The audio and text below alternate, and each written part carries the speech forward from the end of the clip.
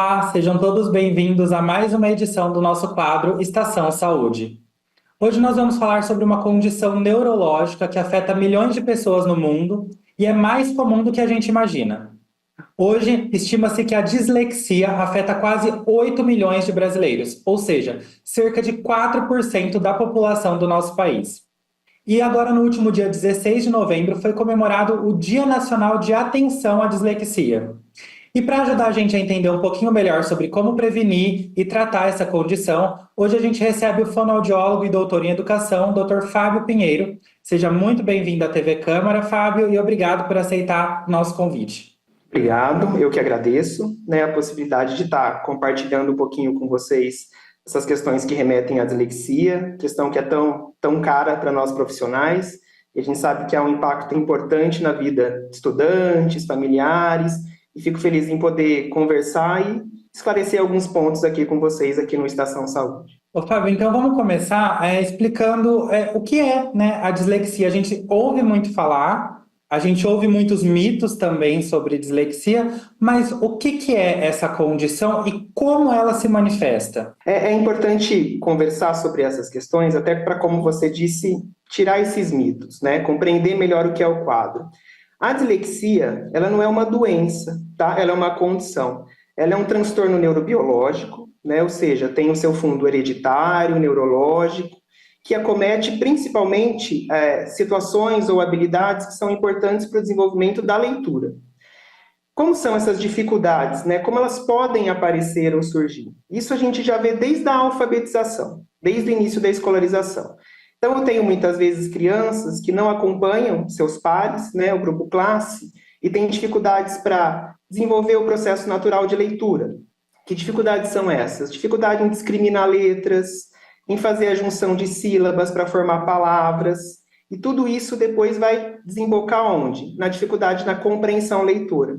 Então, essa é uma condição que leva o seu portador a ter dificuldades em desenvolver habilidades de base para a leitura. E aí eu vou ter impactos na escrita, em todo o percurso escolar. Então, esse é o aspecto principal quando a gente pensa na dislexia, tá? Fábio, é uma condição que ocorre somente em crianças ou ela pode se desenvolver mais quando a pessoa está mais velha? Ela é uma condição hereditária, tá? Então, a pessoa nasce com a dislexia. Então, essa é uma condição que a gente já vê os primeiros sintomas desde o início da escolarização e esses sintomas perduram por toda a vida, tá? Então, o que pode acontecer é que, dependendo da severidade ou da dificuldade que a pessoa apresente, ela venha a ser diagnosticada apenas na adolescência, ou às vezes na idade adulta, mas é uma condição com a qual a criança, com a pessoa nasce, é uma condição intrínseca a ela. Então, eu posso ter os quadros de dislexia na infância, na adolescência, na idade adulta, então em todas as fases ou idades aí do desenvolvimento. E qual a diferença entre a dislexia e outros tipos de dificuldade de aprendizagem? Existem níveis de dislexia? A diferença da dislexia para outros níveis é que a dislexia é um transtorno específico, da leitura. Então, neste quadro, eu tenho uma dificuldade circunscrita mesmo ao desenvolvimento das habilidades de base da leitura. Outros quadros, a gente tem várias por assim dizer, várias disfunções, discalculia, tem transtorno misto. O que vai diferenciar a dislexia desses quadros é realmente a abrangência.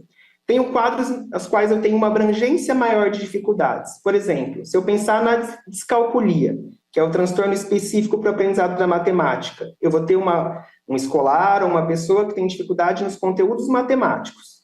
Na dislexia, não. A minha dificuldade vai estar na interpretação da situação problema, que pode levar a uma dificuldade para desenvolver a atividade matemática. Então, o que vai diferenciar a dislexia de outros quadros é a gente conseguir circunscrever onde está a dificuldade. No caso da dislexia, de novo, é um transtorno específico do aprendizado da leitura, com comprometimento na compreensão, entre outras questões. Então, é isso que pode diferenciar. Todo quadro de dificuldade de aprendizado também pode ter o seu componente comportamental. Então, muitas vezes a gente tem encaminhamentos em decorrência disso, porque a criança não para, eu tenho problemas comportamentais na escola, e a gente precisa separar o joio do trigo, por assim dizer. Então, eu preciso entender o que veio antes, o ovo ou a galinha. A dislexia é um quadro, né, que se não for tratado precocemente, se a gente não tiver a identificação adequada, ela pode levar a outros comportamentos dentro de sala de aula. A criança não conseguir se expressar ou não conseguir compreender. E às vezes há confusões, por exemplo, com o TDAH, né?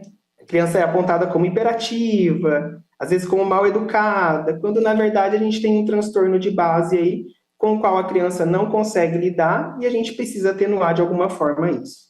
Fábio, você comentou sobre habilidades. E a gente está até com um quadro no nosso Instagram, chama Espaço Educação, e a cada semana a gente está trazendo um profissional para falar um pouquinho sobre o desenvolvimento de algumas habilidades para síndrome de Down, autismo. E agora vamos falar um pouquinho sobre essas habilidades para dislexia. Você, como profissional, que habilidade você acredita que precise ser desenvolvida nessas crianças que têm essa dificuldade na leitura? Quando a gente pensa, né, especificamente na dislexia, a gente tem que entender que há, por exemplo, diferentes tipos ou subtipos de dislexia, né? Então, tem uma dislexia que é chamada dislexia fonológica. O que é a dislexia fonológica? É a minha dificuldade em fazer a relação letra-som. Então, eu tenho dificuldade em discriminar a letra com sons que eu tenho grafias ou sonoridades similares. Aí eu troco o P pelo B, o T pelo D, né? Então, por exemplo, nesses casos, uma das habilidades que seria importante a gente trabalhar é a habilidade de discriminação auditiva, atenção ao som, né? Um outro tipo de dislexia, por exemplo, é o subtipo visual, no qual eu tenho trocas mesmo por uma falha no processamento visual. Nesse sentido, que habilidades seriam importantes trabalhar? Todas aquelas habilidades em que a gente precise trabalhar a questão da função visual. Então, eu tenho análise e síntese, figura e fundo, né? Às vezes aquelas atividades que a gente fazia em Almanacão da Turma da Mônica, lembra? Tinha aqueles tracejado, diferente, igual, jogo dos 7 erros. Então, são habilidades de base que a gente precisa trabalhar e enfatizar, que às vezes a gente pensa, nossa, eu preciso ler aquilo, fazer aquilo. Então, essa é sempre uma primeira conversa que eu tenho com as pessoas. Calma, primeiro a gente faz o alicerce, depois a gente vai construindo a casa. Então, são habilidades que a gente vai pontuando de acordo com o diagnóstico. Mas, de maneira geral, seria a questão da discriminação auditiva, da percepção visual, né? Óbvio, o treino de leitura, mas aí feito todo de uma forma específica para que a criança possa compreender. Então, acho que seriam questões nessa seara. Mas isso depende do diagnóstico, do subtipo da dislexia também, tá? Tá certo. E, Fábio, você comentou que é um problema hereditário, né? Mas existe. Eu não sei se eu posso falar cura, porque você comentou que não é uma doença. Mas vamos nesse sentido. Existe uma cura para a dislexia, então eu posso, com tratamento, chegar à idade adulta e não apresentar mais essa dificuldade? Não existe uma cura, tá? Essa é uma condição que vai acompanhar o indivíduo. O que acontece é que a partir do diagnóstico precoce de preferência, você trabalha, você oferece ferramentas, né? Treina as habilidades, como a gente comentou, e essas dificuldades são atenuadas. Então, o que pode acontecer é eu chegar lá na adolescência, na idade adulta, e isso não ser tão palpável, né? Não ser tão fácil visualizado. Mas sempre que houver alguma situação que demanda uma sobrecarga ou algum aspecto de cobrança maior, vou dar um exemplo, o vestibular. Então, a gente sabe que, né, os adolescentes, as pessoas que prestam o vestibular, têm alguns direitos, como o ledor, né, o escriba. Então, isso depende de cada instituição, mas isso acontece. A gente tem uma legislação agora, de novembro de 2021, que nos resguarda nesse sentido, tá? Então, pensando nisso, nessas situações, a gente precisa enfatizar bem essa questão. Você chega bem trabalhado, consegue desempenhar a atividade, mas em algum momento você normalmente precisa, às vezes, de algum aporte, de alguma situação. E aí você pode recorrer a isso, você pode requerer essa questão. Tá? Então, não é uma condição que desapareça, mas você consegue trabalhar com ela, com as devidas ferramentas, sem maiores dificuldades. E, Fábio, com quantos anos, mais ou menos, você percebe que começa a manifestar? Porque, assim, ao meu entendimento, você me corrija se eu estiver errado. Quando a criança começa a ler, é natural ela trocar algumas letras, né? Enfim. Mas a partir de que idade, mais ou menos, isso já não é normal e isso já pode ser um indício de uma dislexia e que faça os pais procurarem um profissional? Os sinais da dislexia a gente já pode perceber desde a pré-escola. A gente não vai fechar um diagnóstico, porque esse é um diagnóstico que é fechado após, né, o processo inicial de alfabetização, lá com 9 anos, todo esse processo.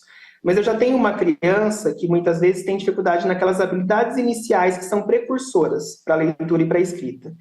Uma criança que tem dificuldade com rima, que é o reconhecimento da terminação sonora final, lateralidade, direita, esquerda, questão temporal também, né? Relógio, organização. Então, eu já percebo alguns sinais que eu já falo, opa, peraí, vamos ficar atentos que pode ser que haja uma dificuldade ou outra, né? Você comentou das trocas, das dificuldades que são comuns no início da alfabetização. Realmente, a gente levanta hipóteses, né? A gente vai desenvolvendo essas habilidades. Mas o que começa a chamar a atenção? É que isso vai se espaçando. A criança que apresenta o quadro começa a não acompanhar o seu grupo classe. Então, ela acaba tendo dificuldades maiores para reconhecer o alfabeto, fazer a primeira formação de sílabas com as palavras. E o que vai ditar mesmo essa questão é que, mesmo após o aporte diferenciado ou a retomada, essa dificuldade acaba persistindo. E com esses marcadores que eu comentei com você, às vezes as trocas de fonemas que têm a sonoridade parecida, de grafemas, é isso que, quando persiste, começa a chamar mais a atenção. Só que os primeiros sinais a gente já começa a perceber já desde a pré-escola, tá? Mas é ao final desse processo inicial de alfabetização que a gente vai conseguir fechar. Fábio, vamos falar um pouquinho sobre os desafios agora. Você, como especialista, né, você está convivendo aí com as pessoas com essa condição. Como você acredita que isso afeta no dia a dia das pessoas? Essa é uma condição, Vinícius, que atua principalmente em relação à questão da autoestima, por assim dizer. Por quê? É uma condição que não tem a ver com a inteligência.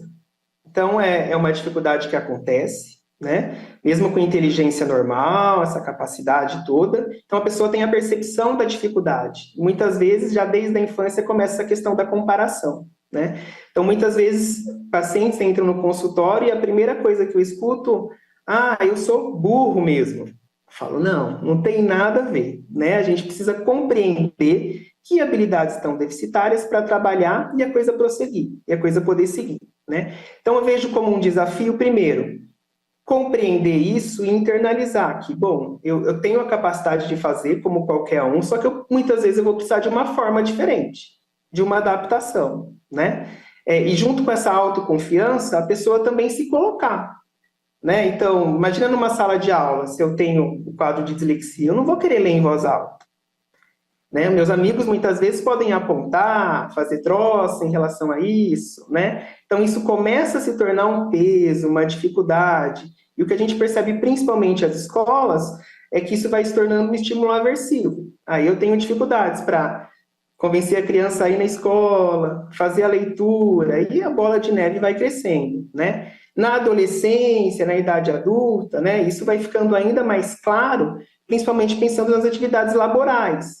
Então, muitas vezes eu tendo a escolher áreas porque eu acho que eu não sou capaz de fazer, eu não vou fazer direito porque tem muita leitura, não quero ser professor, mas eu acabo me limitando nesse sentido e, novamente, isso vai gerando frustrações e outras questões lá na frente para esses escolares, se isso não for bem trabalhado. Fábio, a gente sabe que tem alguns tipos de condições, como, por exemplo, a gente até teve aqui na Estação Saúde TDAH, transtorno de ansiedade, que às vezes recorrem ao medicamento, né? A dislexia também pode ter um nível extremo, digamos assim, que a pessoa tenha que tomar algum tipo de medicamento? Não, a dislexia não tem medicamento, tá? O que pode acontecer nesse sentido é eu ter quadros ou ocorrências as quais eu preciso trabalhar, como falei para você. Então, desenvolvo a partir daí uma ansiedade. Então, são outras questões que aí sim podem ser permeadas, né? Se a médica assim julgar, o psiquiatra, a neuropediatra, julgar como uma interação medicamentosa, mas para a dislexia especificamente, Não existe uma medicação, é a terapia, né? A terapia fonoaudiológica, psicológica, as adaptações na escola, né? Eu sei que às vezes os pais vêm com essa ansiedade, fala-se muito do TDAH, a medicação, mas não existe um elixir mágico, né? Realmente é o trabalho, é a terapia. Fábio, eu vou abordar agora um pouquinho o viés não de quem tem a dislexia, mas de quem convive, né? Eu queria que você desse uma dica para talvez professores, pais, amigos, de quem que convivem com uma pessoa que tem realmente essa dificuldade aí. Primeiro, reforçar isso que eu comentei com vocês. Isso não é uma doença, não vai ser um fator impeditivo, pode ser um desafio maior para algumas situações, mas sempre ressaltar a capacidade intelectual, a inteligência, né, as potencialidades que essa pessoa tem. Então, muitas vezes eu tenho crianças, adolescentes, disléxicos, mas que são extremamente criativos, né, que vão para outras áreas. Então, um faz o curso de culinária, o outro desenha como ninguém, né? Então, assim, tentar sempre puxar aquilo que é positivo, essas habilidades que eu tenho. Né? Aqui, por exemplo, no consultório, eu mostro vários casos aqui para que eles se espelhem. Então, vamos pensar, Walt Disney era disléxico, Albert Einstein era disléxico. Então, quantas pessoas, né, que fizeram diferença no mundo tinham essa condição e enfrentaram, fizeram. Então, eu sempre pontuo isso. Não vamos circunscrever na dificuldade, vamos na potencialidade. Então, mostrar isso, seja para a criança, para o adolescente, que a hora que você faz essa roda girar, a coisa muda de sobremaneira. Você trabalha sobre todos os aspectos. Fábio, nós estamos aqui conversando sobre dislexia em uma TV pública, né? Fazendo esse papel mesmo de utilidade pública. Mas como você acredita que a gente possa aumentar a conscientização sobre esses problemas, sobre a dislexia, por exemplo? Eu acho que, primeiro, o que nós estamos fazendo aqui, obviamente, né, trazendo informação, esclarecendo, desmistificando algumas questões, né? Às vezes, quando a gente tem esse primeiro diagnóstico, o pai pergunta, mas meu filho vai ler, né? Ele vai conseguir escrever? Então, primeiro, entender que, sim, é uma condição, a gente tem essa habilidade, mas pode ser trabalhada. Eu acho que conversas como essas, né? Seja na TV, na internet, podcasts, né? Capacitações, aí a gente pode entrar na questão mesmo de saúde pública, capacitação aos professores, aos profissionais que estão atuando, porque às vezes a gente tem dificuldades também com essa compreensão dentro do contexto educacional. Eu acho que trazer isso também como uma forma de política pública é importante para a gente deixar isso bem claro e estruturado. Então, acho que quanto mais a gente conversar, dialogar, tirar essas dúvidas, né, como encontros como esse que nós estamos tendo, eu acho que melhor a gente vai ter uma compreensão desse quadro e a indicação mais precoce, né, que é a minha preocupação, que às vezes eu brinco, a bomba estoura lá no sexto, sétimo ano, e aí é muito mais difícil a gente conseguir trabalhar e reverter essas questões. Mas acho que é dar publicidade mesmo à dislexia real, ao que é o quadro de dislexia. Fábio, para finalizar, a gente sempre pede que o nosso convidado deixe uma mensagem para quem esteja passando por um caso do problema ou da doença que a gente está abordando. Só que hoje eu vou pedir para você deixar uma mensagem para os pais, que como o problema, né, a dislexia se manifeste mais em crianças e as crianças talvez não sejam o nosso público-alvo, né? Então eu vou pedir para você deixar uma mensagem para os pais, que às vezes acabaram de descobrir que a criança tem dislexia e às vezes, como você comentou, acredita que seja algo super mirabolante e que a criança não vai conseguir desenvolver aí sua vida. Então, fique à vontade. Eu gostaria de falar para esses pais, que eu falo também quando a gente faz o diagnóstico, quando a gente tem, né, o quadro diagnosticado, é que, primeiro, isso é um norte. Eu sempre falo que ter um diagnóstico é ter um GPS, saber como trabalhar. Então, pais, né, vocês que estão neste momento passando por essa avaliação ou têm essa identificação, tenham primeiro a consciência de que é um quadro que pode e deve ser trabalhado e que, se bem trabalhado, tem um bom prognóstico, né? Então, as terapias psicológicas, fonoaudiológica, o aporte pedagógico, né, vão ajudar, vão auxiliar. Eu sei que é um desafio, e às vezes a gente fica preocupado com, mas e o futuro? O que ele vai ser ou não? Mas compreendam que, assim, a inteligência é normal, eu tenho toda a potencialidade para poder trabalhar, e o que vai fazer diferença é o apoio familiar. Ele compreender que você sabe que é uma condição, que não é por não querer, né? Então, mostrar isso para a criança, estar junto com ela nesse sentido, até para poder nortear, né? E mostrar para ela mesmo que, ó, pode confiar em mim, vamos ler junto, vamos fazer atividade junto, não tenha receio, né, de errar. Se a gente conseguir essa sinergia, família, crianças, profissionais que trabalham, o céu é o limite, né? As coisas vão caminhar. Então, assim, não é o fim do mundo, longe disso.